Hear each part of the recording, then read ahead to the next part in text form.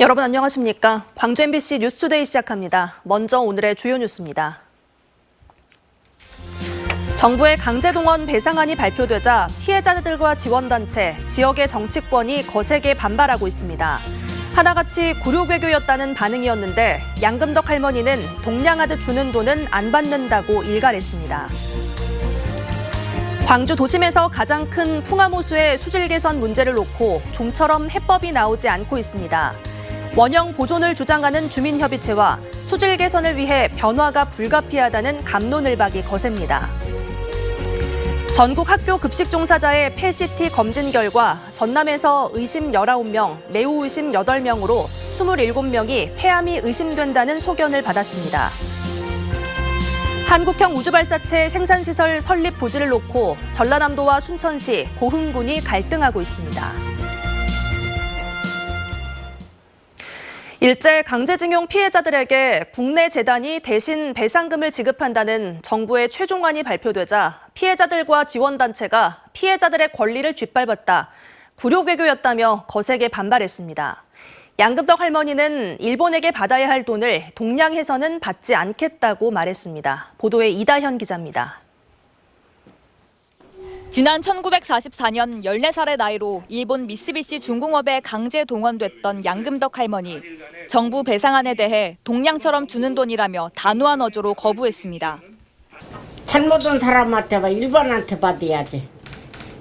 일본한테 받아야지. 왜 동양에서는 안 받으랍니다. 그래. 정부가 발표한 제3자 변제 방식은 제대로 된 사죄가 아니라고도 했습니다. 그렇게 해서는 사죄라고 볼 수가 없지요. 잘못한 사람 따로 있는데 절대 그렇게 해서는 안 된다고 봅니다. 친일 굴욕 외교 당장 중단하라! 강제동원 피해자들을 지원하는 단체들도 국가가 일본 전범기업에 완벽한 면죄부를 줬다며 강도 높게 비난했습니다. 울산 외격이 일본의 강압에 의해 외교권을 박탈당한 것이라면 이번에는 대한민국 정부 스스로 저국민에 대한 외교 보호권을 포기한 것이다. 지원단체들은 피해자와 유족 등 원고 15명 가운데 절반도 안 되는 숫자만이 정부 안에 긍정적인 것으로 확인했다고 밝혔습니다. 특히 양 할머니를 포함해 생존한 고령 피해자 3명은 모두 반대 의사를 분명히 밝혔다고 전했습니다. 법률 대리인단은 정부 해법에 동의하지 않는 피해자들의 경우 정부가 공탁 등의 방식으로 채권을 일방적으로 소멸시킬 수 없다며 일본 기업의 배상을 위한 법적 절차를 계속 밟겠다는 의사도 분명히 했습니다. 기존의 집행 절차를 신속하게 진행하고 새로운 압류 및 추심 명령에 따른 추심금 청구 소송을 진행할 예정입니다. 피고 기업으로부터 배상을 받고자 하는 피해자들의 의사를 이렇게 존중하고자 합니다. 피해자와 지원단체들이 추가 법률 대응에 대규모 반대 운동까지 잇따라 예고하면서 정부와의 갈등이 장기화될 조짐마저 보이고 있습니다. MBC 뉴스 이다현입니다. 전남 지역 소비자 물가가 여전히 고물가를 유지하고 있습니다. 통계청이 발표한 2월 소비자 물가 동향에 따르면 전남의 소비자 물가 지수는 110.7로 전달보다 0.1%, 지난해 같은 달보다 4.9% 올랐습니다. 품목별로는 전기와 가스, 수도 등이 지난해 같은 달 대비 27.3%로 가장 많이 올랐고 농축수산물은 2.1% 상승한 것으로 나타났습니다. 봄이 성큼 다가왔습니다. 오늘은 어제보다도 더 따뜻한 날씨가 이어지겠습니다. 아침 기온 6도 안팎, 한낮 기온 22도로 아침 기온과 낮 기온 모두 어제보다 4도가량 높겠고요. 특히 한낮 기온은 평년 기온을 10도 이상 웃도는 수준으로 아직 3월 초입이지만 4월에 보일 법한 포근함을 보이겠습니다. 일교차는 매우 크게 벌어집니다. 옷차림에 주의하셔야겠습니다. 한편 날이 포근해지다 보니까 요즘 먼지 걱정 많이 되시죠? 오늘 광주와 전남의 미세먼지 농도 보통 수준 보이고 있습니다. 현재 하늘 모습 보시면 깨끗하게 드러난 상태입니다. 종일 대체로 맑은 날씨가 이어지겠습니다. 광주와 전남 동부 지역을 중심으로는 열흘 넘게 건조주의보가 지속되고 있습니다. 산불 등 각종 화재 사고에 각별히 주의하시기 바랍니다. 날씨 정보였습니다. 장애인들의 경제적 자립을 돕기 위해 만든 커피 전문점 카페홀더가 10주년을 맞았습니다. 일명 도가니 사건으로 알려진 광주 인화학교 졸업생들이 운영하고 있어 더욱 특별한 의미를 전하고 있습니다. 임지은 기자가 다녀왔습니다. 광주 광산구청 1층에 입점한 카페 홀더. 8년차 바리스타 정지혜 씨는 맛있게 드세요라는 말 대신 손짓으로 감사함을 표합니다. 일반 매장과 차이점은 없어 보이지만 이곳 직원 7명 모두 청각장애를 갖고 있습니다.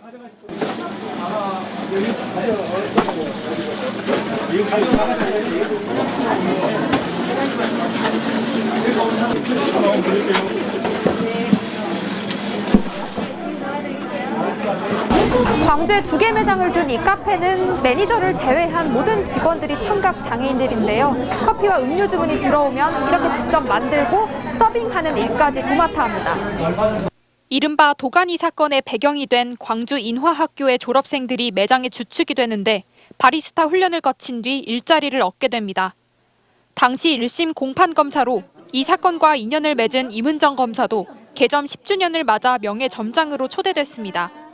재판이 진행될 당시 피해자들에게 실질적인 도움을 못 준 게 아직도 마음의 빚으로 남아있다며 미안한 마음을 전했습니다. 인하원이 폐쇄됐고 거기서 끝나는 게 아니라 청각장애인 아이들에게 꿈을 가지고 직장을 할 수 있는 거라서 이 카페홀더 자체가 엄청난 의미라서요. 이처럼 장애인들의 경제적 자립을 돕는 재활시설은 광주에 총 30곳. 제과제빵, 도자기 생산 등 새로운 분야에 진출하는 일들이 많아지고 있지만 아직은 턱없이 부족한 실정입니다. 지난 2021년 광주의 공공부문 장애인 고용률은 전국 평균보다 한참 낮았고 최근 5년 동안 장애인 고용률도 3%에 머물고 있어 장애인 100명 중 3명만 취업하고 있는 게 현실입니다. 이 경우는 카페이지만 다른 다양한 장애인 일자리들이 좀 확장됐으면 좋겠고요. 단지 1년, 2년 이런 일자리식의 공공 일자리가 아니라 이런 지속 가능한 이런 일자리들이 좀 만들어져서 한편 카페 홀더는 내년 3호점 개점을 목표로 장애인 일자리 창출에 힘쓰겠다는 방침입니다. MBC 뉴스 임지은입니다.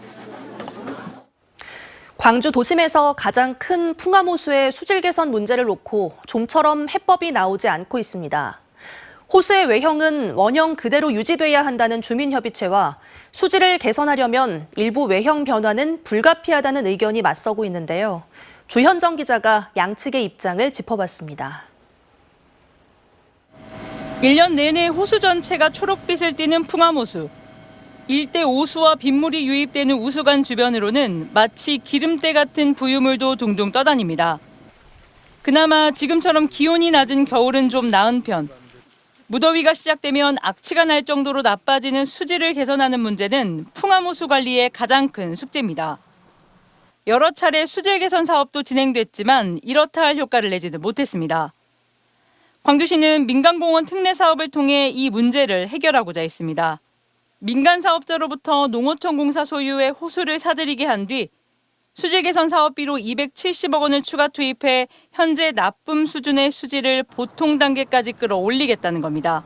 생활호수 등 오염원의 직접 유입을 차단하고 호수 바닥도 일부 매립해 현재 2.8m 수준인 평균 수심을 1.5m로 낮춰 담수량을 3분의 1 수준으로 줄이면 수월한 물 관리가 가능해 수질이 향상된다는 것이 핵심입니다. 광주 시민한테 가장 최적의 어떤 모습으로 제공되어질 수 있을 것인가 그게 핵심이잖아요. 그렇죠. 관리 비용이 늘어나면 그건 시민의 세금으로 우리 국민의 세금으로 들어가는 거잖아요. 네. 무조건 5년 보존을 해서 이게 어떤 실익이 있을 것인가에 대한 고민.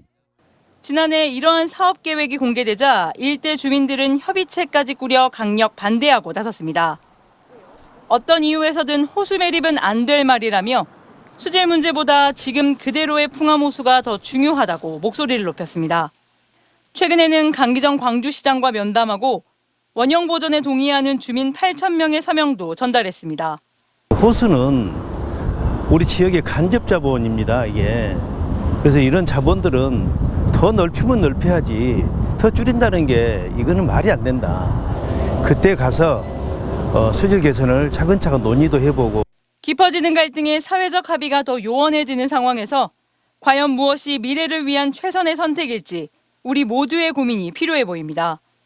MBC 뉴스 주현정입니다.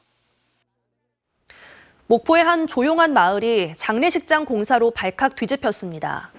요양병원으로 알고 있던 시설이 알고 보니 장례식장이었기 때문입니다. 양현승 기자가 취재했습니다. 서해안 고속도로 인근의 목포시 산계마을. 200여 세대가 모여 사는 작은 마을 분위기가 최근 흉흉해졌습니다. 마을 어귀에서 20여 년 동안 요양병원과 장례식장을 운영했던 의료재단이 추진한 건물 공사 때문입니다. 주민들은 요양병원 증축으로 알고 있었는데 알고 보니 장례식장 공사였다고 분통을 터뜨립니다. 요양병원은 괜찮다 이 말이에요. 왜냐면 삶의 질을 높이는 어르신들 건강하게 사시다가 이제 돌아가시 하니까 우리는 그거는 받아들인다 이 말이에요. 근데 집 근처에서 장례식장이 생긴다고 하면 의료재단이 건물 공사를 시작한 건 작년 초. 지하 1층, 지상 4층 규모의 건물이 들어섰는데 목포시에 신고된 허가 내용과 다릅니다. 지상 1층부터 4층의 용도를 요양병원으로 계획했지만 실제 내부에는 설계 도면에 없었던 벽이 생겨났고 병실 공간 역시 없습니다. 대단위 인원이 수용 가능한 접객실, 상주 휴게 공간, 주방 등 영락 없는 장례식장입니다. 요양병원으로 만들겠다라고 했던 시설은 이미 분향소로 만들어졌고 재단까지 설치가 되어 있습니다. 저희 집에 오셔서도 요양병원을 짓는다 하더라고요. 무슨 병원 짓냐 물어봤더니 요양병원을 짓는다 그렇게 말씀하시더라고요. 의료재단 측은 주민들에게 의료시설을 짓겠다는 이야기를 했을 뿐 요양병원으로 못 박은 적은 없다는 입장입니다. 그 마을 통장님이나 이장님이나 예를 들어서 개인적으로 물어봤을 때 그에 대한 답변을 드렸었고요. 목포시는 설계 도면대로 이루어지지 않은 공사가 시정되지 않을 경우 사용 승인을 해줄 수 없다는 입장입니다. 지금 저희들이 시정 명령을 해놓은 상태입니다. 이 상태로 그러면 지금 현재 있는 상태로는 준공은 어렵다고 판단하고 있습니다. 하지만 건물 완공 이후 추후 절차 이행을 통해 장례식장을 운영할 가능성은 여전한 상태여서 앞으로 주민들의 반발은 계속될 것으로 보입니다. MBC 뉴스 양현승입니다. 건조한 날씨가 이어지면서 산불이 급증하고 있는 가운데 방화범에 대한 처벌 규정이 미흡하다는 지적이 제기됐습니다. 양양자 의원이 산림청에서 받은 자료에 따르면 최근 5년간 전국에서 발생한 산불은 총 2,810건으로 피해 면적은 9,315헥타르, 피해 금액은 5,900억 원이 넘는 것으로 집계됐습니다. 하지만 같은 기간 방화범 검거는 전체 사고의 41%에 그쳤고 이마저도 97%가 벌금형과 기소유예 처분을 받아 실질적 징역형은 전체 처벌 건수의 2%에 머무는 것으로 나타났습니다. 전남 지역 학교 급식실 종사자 27명이 폐암 의심 소견을 받은 것으로 나타났습니다. 국회 교육위원회 강득구 의원이 발표한 전국 학교 급식 종사자의 폐CT 검진 결과 전남에서는 의심 19명, 매우 의심 8명 등이 폐암 의심 소견을 받았습니다. 한편 전남 지역 학교 급식실 종사자 3,275명 가운데 23.8%가 이상 소견을 받았습니다. 길을 지나가던 사람들에게 이유 없이 폭행을 일삼은 혐의로 20대 여성이 구속됐습니다. 광주 서부경찰서는 지난 2일 오후 4시 40분쯤 서구 광천동 종합버스 터미널 안에서 길을 가던 30대에게 욕설을 하고 정강이를 걷어차는 등 5명에게 폭력을 휘두른 혐의로 20대 여성을 붙잡아 조사하고 있습니다. 이 여성은 지난달에도 행인들을 이유 없이 때려 현행범으로 체포됐고 경찰은 재범 우려 등을 고려해 구속영장을 신청했습니다.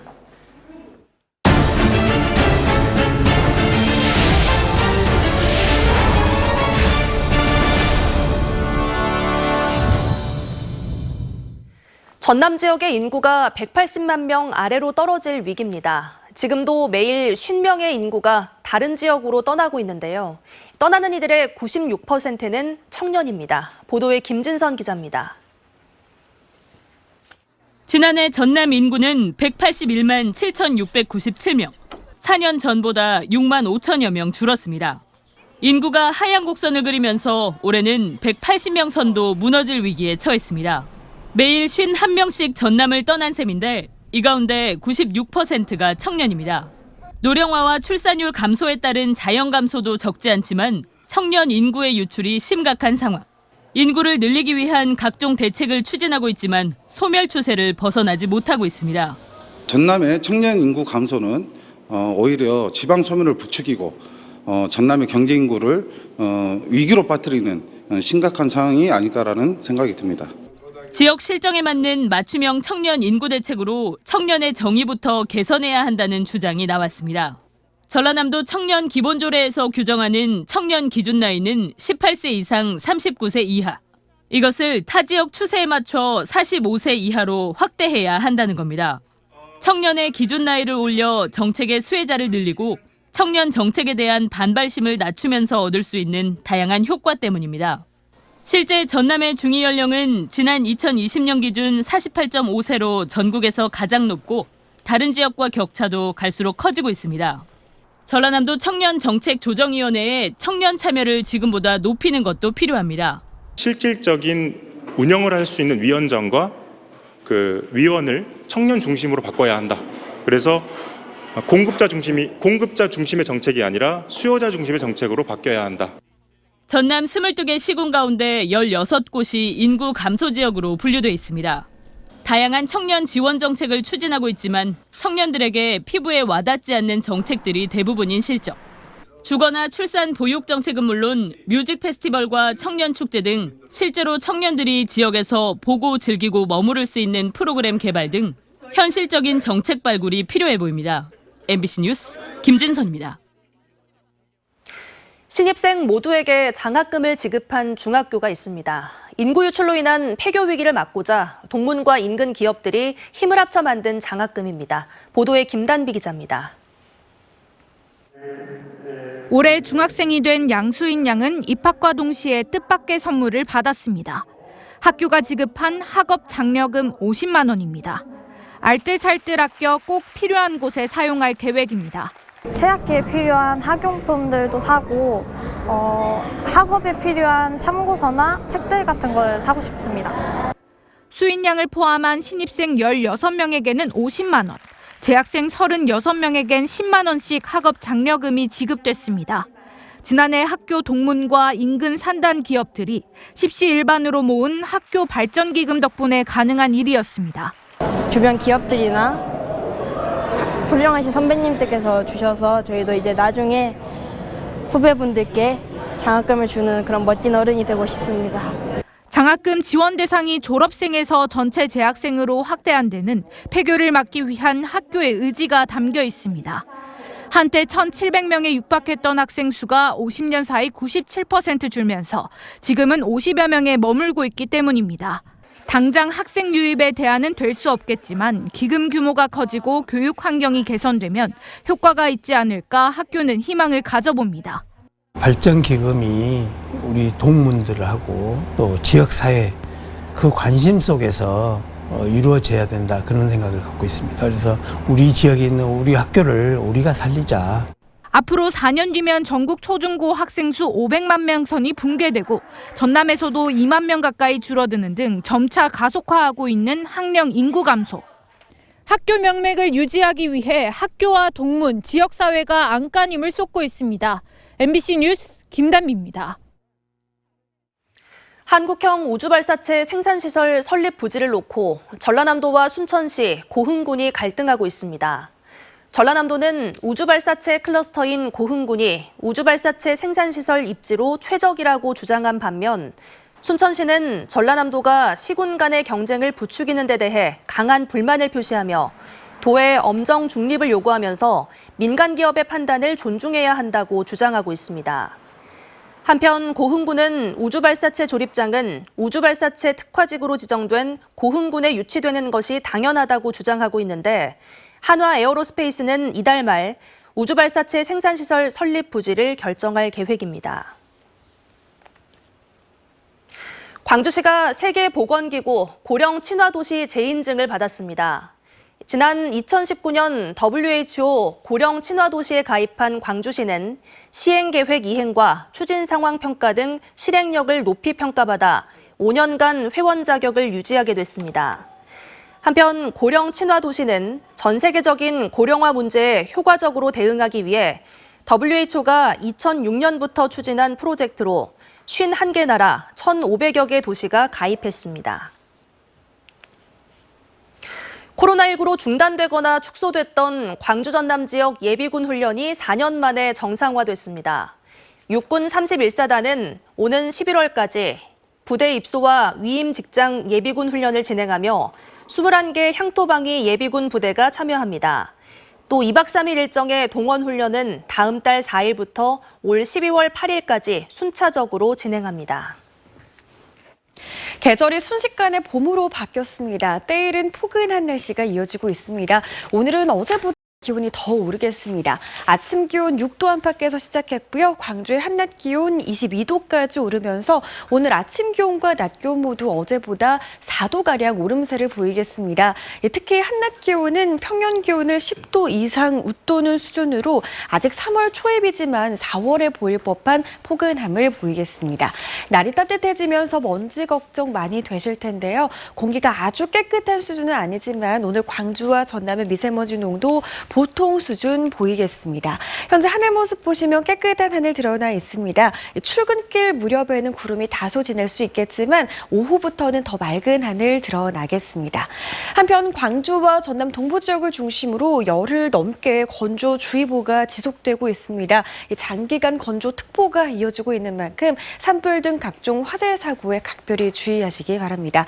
아침 기온도 이미 높게 오른 지역이 많습니다. 영광의 현재 기온 10도 안팎으로 매우 포근하고요. 한낮 기온도 대부분 지역에서 영상 20도를 웃돌겠습니다. 목포도 8도 안팎 보이고 있습니다. 한낮 기온 18도로 일교차는 대부분 10도 이상으로 벌어지겠습니다. 순천의 현재 기온 영하 1도로 비교적 추운 날씨 보이고 있는데요. 한낮 기온은 마찬가지로 21도 안팎까지 높게 오르겠습니다. 바다의 물결은 최고 1m에서 2m 안팎으로 일겠습니다. 이번 주 내내 때이른 봄 날씨가 이어지겠고요. 다가오는 일요일 비가 내리면서 기온은 내림세를 보이겠습니다. 날씨 정보였습니다. 이상으로 뉴스 마칩니다. 시청해주신 여러분 고맙습니다.